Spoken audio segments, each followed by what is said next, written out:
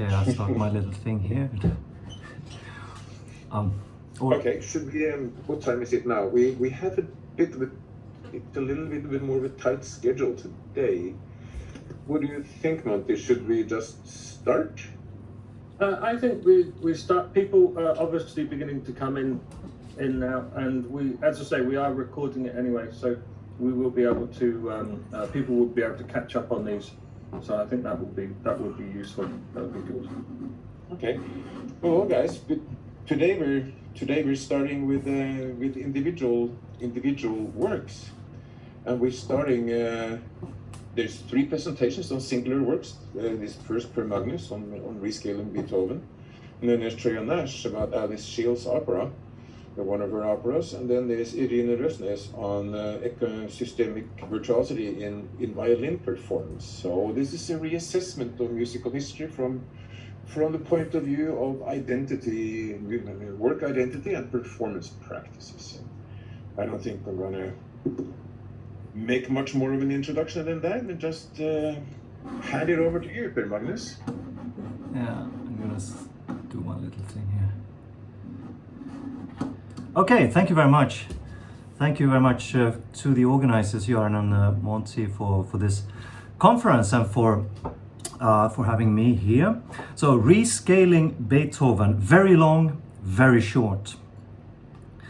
The innovation of sound recording and reproduction technology some 145 years ago spurred composers to imagine and indeed create works of extreme duration, very long, lasting days, years or more, and conversely very short, miniatures of a few seconds that nonetheless encapsulate large expressions or denote a corpus of pre-existing music. Comparing Leif Inge's 9-beat stretch from 2002 and a section from Johannes Kreidler's compression sound art from 2009, this paper reflects upon idea-based sonic art that explores duration. Listening to such works will test Karlheinz Stockhausen's notion of unified time structure, as well as Pierre Schaeffer's definition of a musical object as necessarily having an overall temporal form that allows optimal memorization. Especially, he claimed it could neither be too short nor too long. In this perspective, we ask, what makes us understand a work of music as a unitary whole? So Armoray Schaeffer, he advanced that the soundscape of the world is a macrocosmic musical composition. Ever since there was a listener, recall that soundscape consists of events heard. The world soundscape has been playing here, there, everywhere. If the world can be listened to as music, it is the longest piece that could ever exist. It is continuous, changing, and it's currently being performed. Karlheinz Stockhausen, he introduced and I quote, a basic concept of a single unified musical time. Conceptual categories, he said, such as color, harmony and rhythm, dynamics, and form must be regarded as corresponding to the different components of this unified time. And I want to, many of you would have seen and heard Stockhausen's lectures, but there's a little bit here that I can't help myself from. I want to play. That might be interrupted by Grammarly or something. But we have a little performance by Karlheinz Stockhausen here, if my page loads as it should.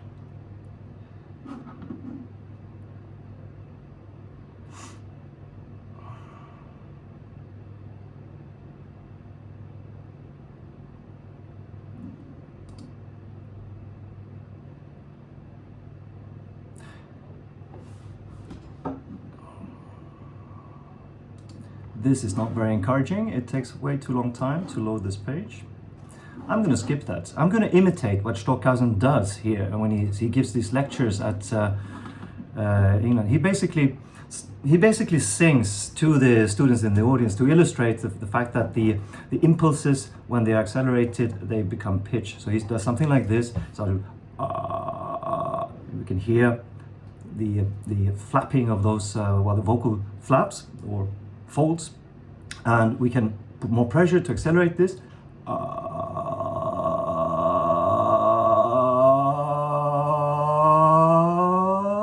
This is what Stockhausen does to illustrate that there is this sort of middle ground between impulses and pitch. And then he goes on to say that we have more and more cycles. We have the highest notes that we can maybe sing is maybe 2000 hertz.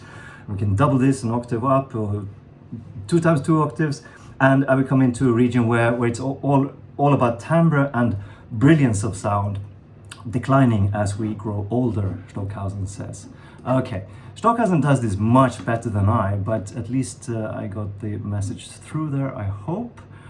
Erik Christensen, Danish researcher in music perception, he painted this picture of the 5 dimensions of listening, as he calls it.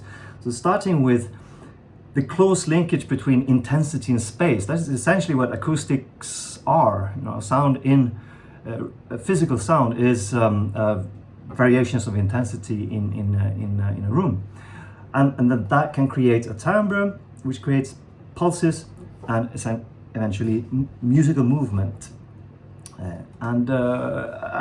The linear perspective is given by Curtis Rhodes. So in this diagram you have very long durations on the left and very, very short ones on the right. But the interesting thing is that he links this to how do we actually perceive them musically, and then sense how can we use them as musicians as well. So there's a middle ground here, Rhodes says, of common durations of musical compositions, 2 to 15 minutes.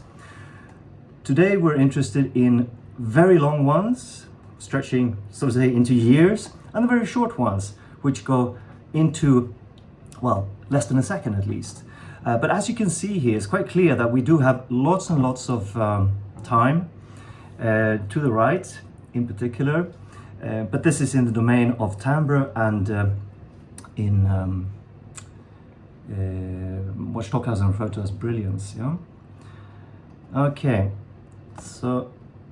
And one little reflection here about, so we have long and short, but we also have big and small. We have right and left. We have thick and thin in terms of tone, or rhythms can be fast or slow. And we can think of them as musical objects, dimensions and directions, the musical textures or spatial positioning in relation to the spatial music response codes. And physical movement, which is really what Schaeffer would refer to as gait or allure. So loudness, space, timbre, and envelope, they are all dimensions. But I think that duration can also be understood as a dimension, and that's the point I want to make. Okay, so here's some examples of long pieces of music, and now I don't know if I'm gonna dare to call up on YouTube, but I will try to do so for John Cage's organ piece ASLSP, As Slowly as Possible. He composed 65 actions, as he called it, and in the interpretation that is currently being executed in the church of Halberstadt in Germany, this interpretation of this piece will take 639 years. So they have reached, in fact, they have just reached the 12th sound change, but we will listen to the 11th sound change, which was, well, 11 years ago. And I think it is a quite nicely captured moment. And it shows that such a change can indeed be an event, you know? So as soon as we're past this little commercial. Okay. So we're just before the moment of that new event.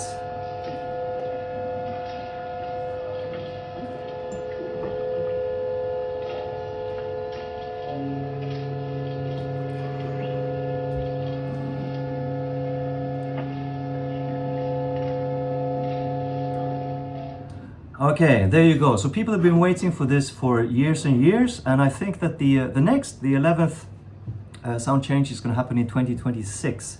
So this is indeed a very long piece. Digital means allow for making this, well, by recombination of materials, such as in Jem Finer's long player, which is made to be exactly 1,000 years, or as in the Freakout Collective, of which I am a part. So I've been part of doing these kind of installations, which are in some sense infinite, because the material is being recombined, remixed digitally. And this particular one, which is in Uppsala, it has been playing since 2014, and it will continue to do so as long as the house is standing and the loudspeakers are working. When Beethoven composed his Ninth Symphony in 1824, it was indeed a very long piece, maybe one of the longest around, and more than 1 hour in a performance. We're going to listen to a bit of Leif Inge's continuation or derivative work, 9-beat stretch. And I think here I'm going to play a little piece so you get it in your ears. Where do I have it? Right here. Of a very stretched music. So this is more or less the start, beginning of the piece, and you might recall how Beethoven's piece starts with the exposition of these big chords, the D and the A, and we don't know if it's major or minor. Here we go. I'll jump a little bit.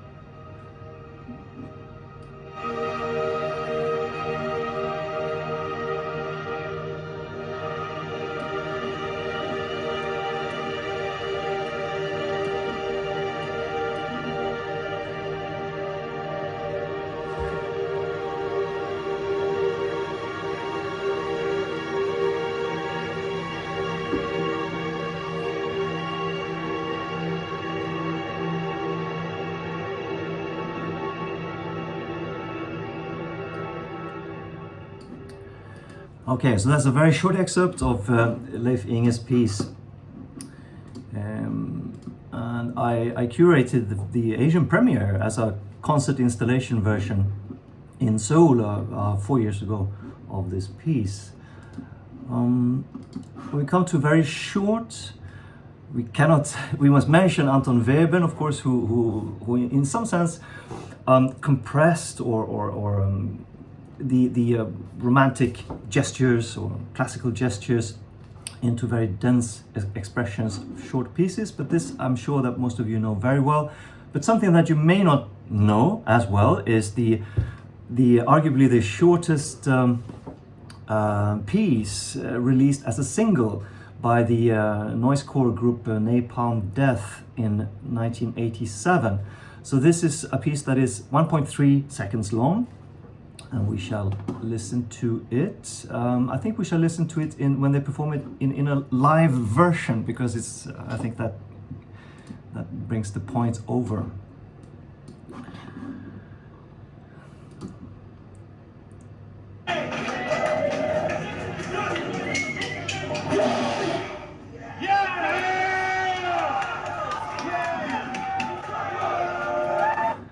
So that is a very compressed expression. They've also made a music video of this, and we can take a look at that one as well.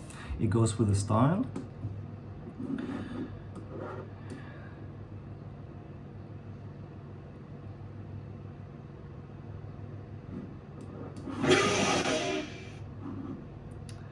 And there you go. Short but not sweet.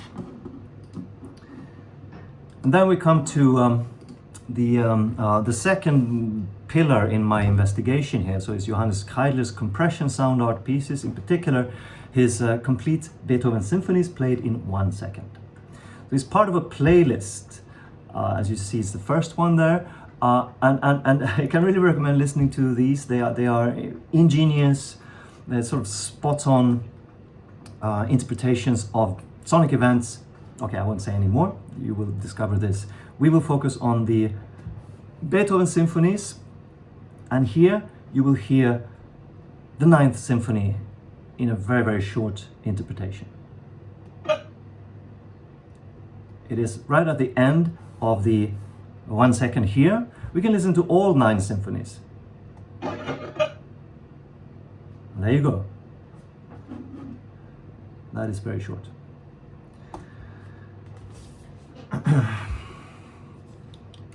So this brings me to these 5 perceptual constructs that I mentioned in my abstract, and if you have read that. So I want to present 5 constructs through which we can discuss how duration affects the ontology, the understanding of musical works. So through duration.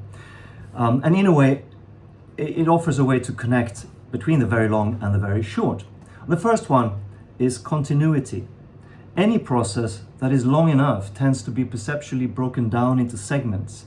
While the sense of hearing is active 24/7, and it commences in the unborn fetus, there are psychological constraints to our listening attention. Sooner or later, our mind wanders, and there is a biological limit to staying awake. We can hear when we are asleep, but we cannot listen. In the context of commercial environments, the servicescape is a semi-design often using muzak that is both an agent and an outcome of the expanding, the non-stop life world of late capitalism, as Crary writes. The perspectives of ubiquity and metabole give rise to the question of how sound events emerge in the mind and how the perception of single events relate to the perception of the soundscape as a whole. Slowness. Not all works of long duration of listening or viewing contain slow music, but most do. In Inge's 9-beat stretch, I've seen, has a duration of exactly 24 hours. And the stretched out interpretation maintains all the pitches of the original thanks to techniques of granular synthesis with the grain size and the density carefully adjusted to the character of the music in different parts of the source recording. So technically this was made by Anders Vinjar. Continuous and minimally transformed interpolations of the original audio material effectively creates novelty, a slow, stretched out and original work of music. Repetition. With the conceptual composition Vexation, Erik Satie created an extremely long piece by having the pianist repeat a simple 4-line segment hundreds of times. Working with turntables and records, Pierre Schaeffer exploited the infinite repeatability of the fragment, forcing himself to distinguish the sound as an object of perception, separated from its physical material cause. Through repetition, there is no longer event, but sequence, and possibly music. Linking repetition with sonic continuity, it seems that truly long piece of music must be continuous in the sense that there cannot be segments of non-activity. Recognizability. Musical miniatures were popular among classical composers. Beethoven's Bagatellen were perhaps exceptional in that they didn't rely so much on inherited schemes of ditties and popular dances, but rather became informal experimentations of musical form. Kreidler, as we have seen, he proposed what he calls a near-vertical music, including an interpretation of Beethoven. So Kreidler, he explores the borderline between recognizability and machine art. Specificity. It is possible to increase the lossy compression of data so that eventually, when it is extreme, the perceptual linkage between input and output is severed. In the case of very short pieces, Kreidler's compression art balances at the edge of recognizability in order to remain specifically connected with the original. But the problem of specificity reappears also at the other end of extreme durations. As the musical structures of a piece of music are drawn out in time, their specificity decreases until the relevant connotation disappears entirely. At the extreme, there is only the ubiquitous metabolic drone. Luckily, through this process of lengthening, other qualities are gained, or rather they are gradually revealed. Reding writes, as the tempo of the music slows down, the previously inaudible dissonances automatically move to the center of our attention. The liminal deceleration of the music cannot help but bring the details into focus. So this analysis is apt for 9-beat stretch or similar meta-compositions, but when applied to Schaeffer's universal soundscape composition, it cannot be time stretched. It cannot be made to represent anything but itself. So after having considered very briefly these 5 essential aspects of long and short music, I will make 3 claims. Firstly, that Inge's 9-beat stretch is not a piece of 24/7 music, as has been claimed by Dietrich. Secondly, that Kreidler's compression sound art, specifically these Beethoven symphonies in 1 second, deals not with compression, but with lossy compression, an important distinction. Thirdly, a listening-based understanding of these works depends crucially on the cultural status of the source material.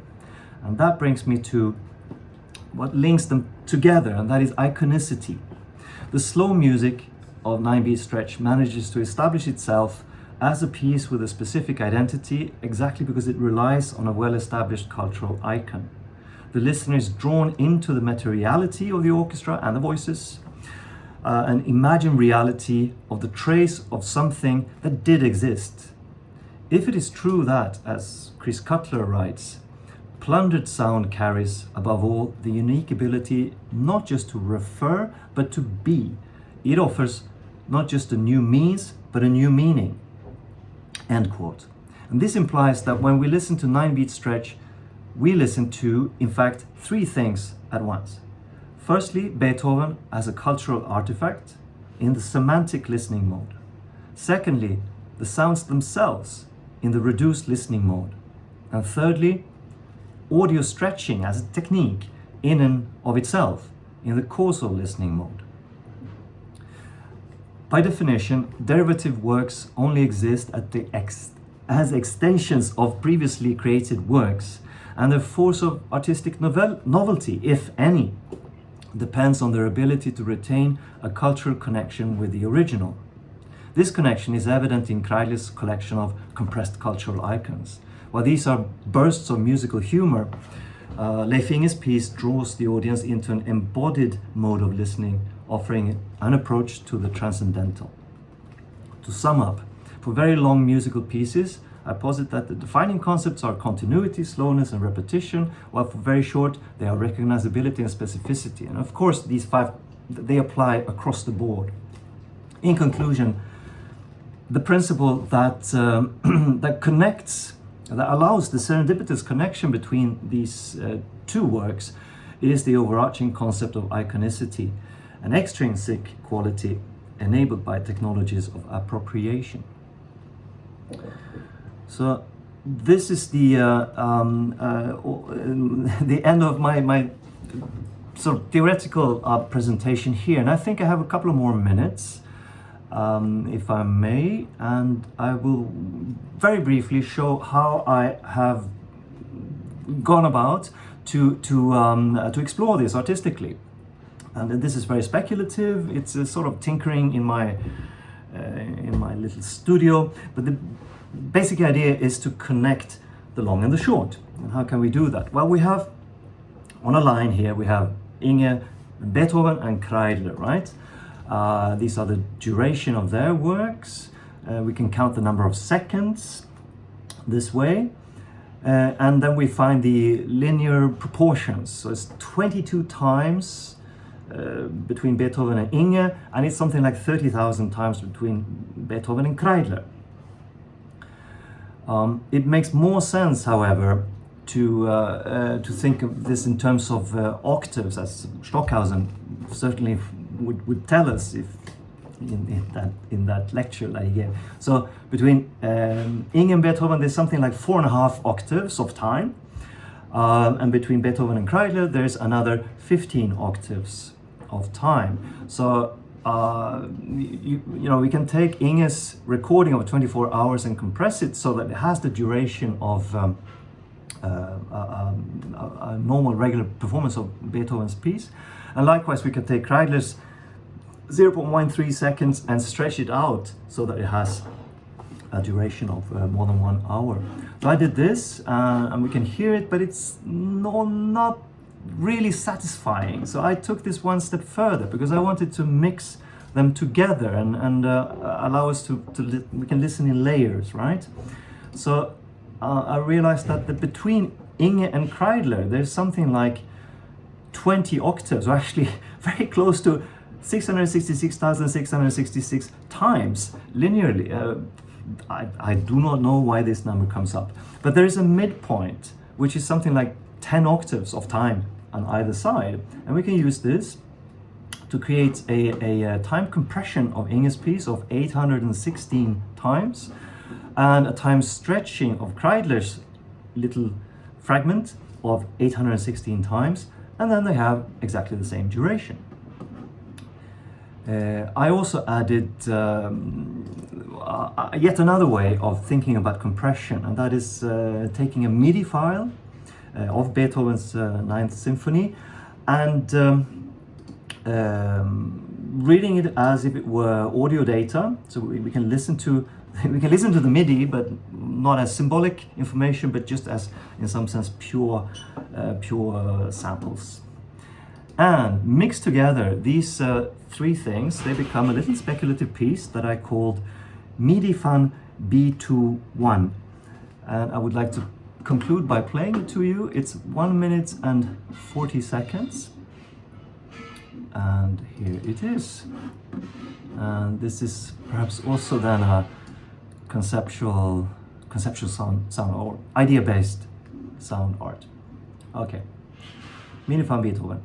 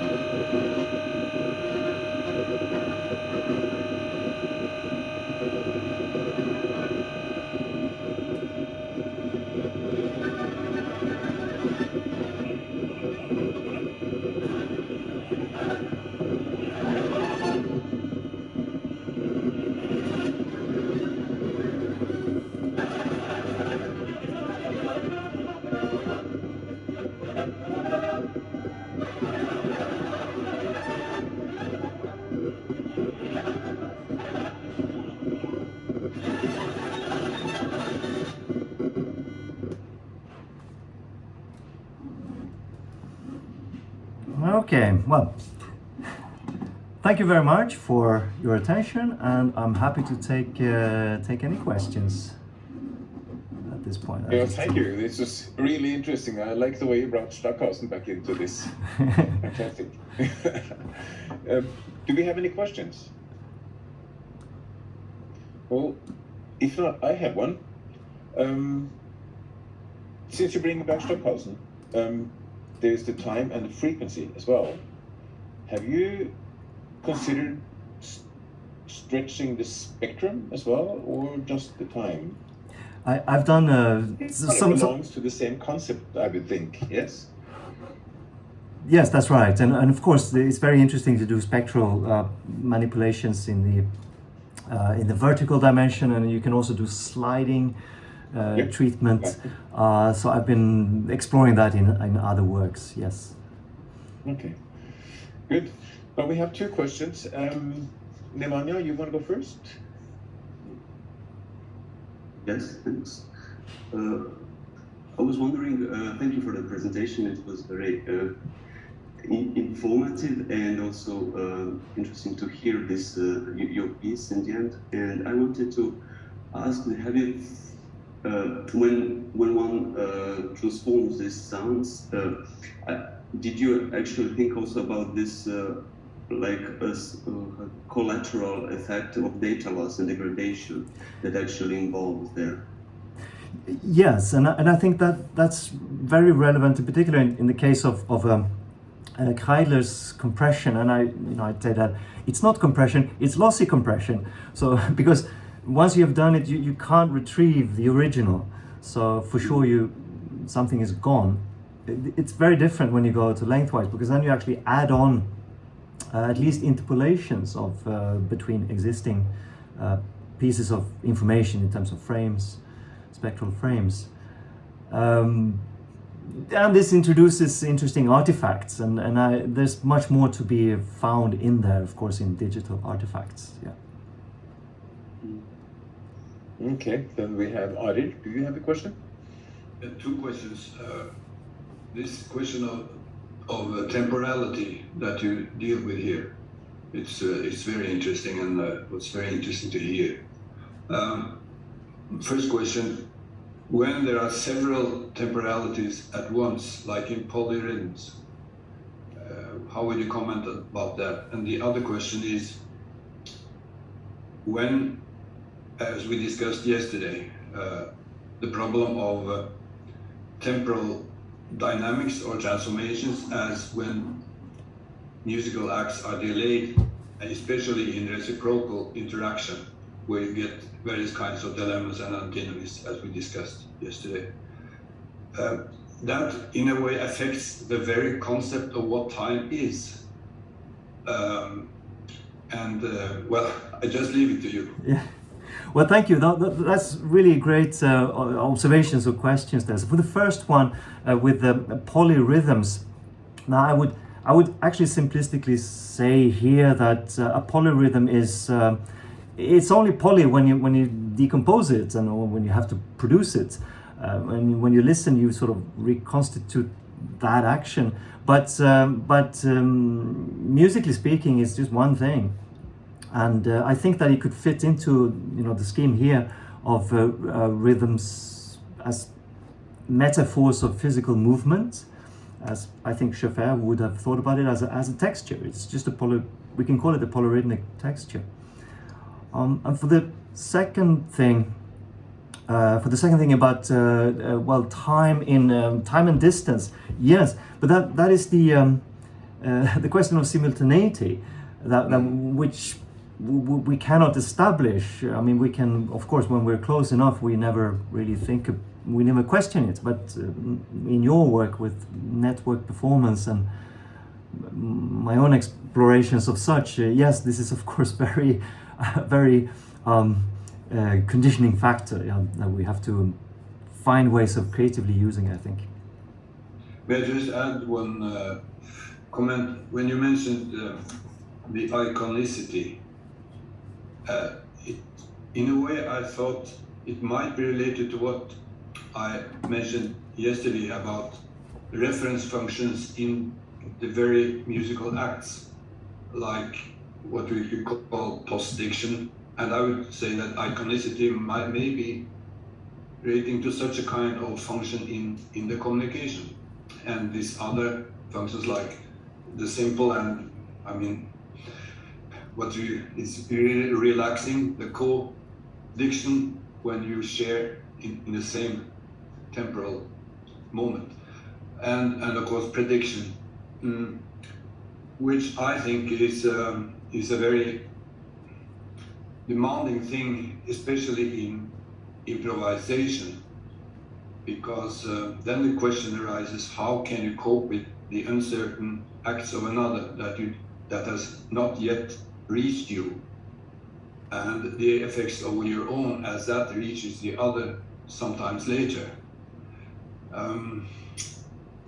Of course, it might be a kind of learning machines that in artificial intelligence or something might try to